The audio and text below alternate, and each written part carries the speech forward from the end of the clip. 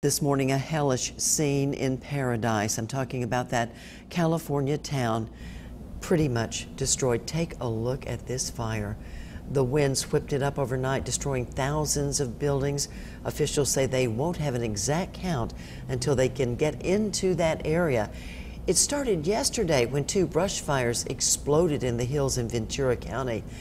California Fire says the Camp Fire is over 18,000 acres in size now.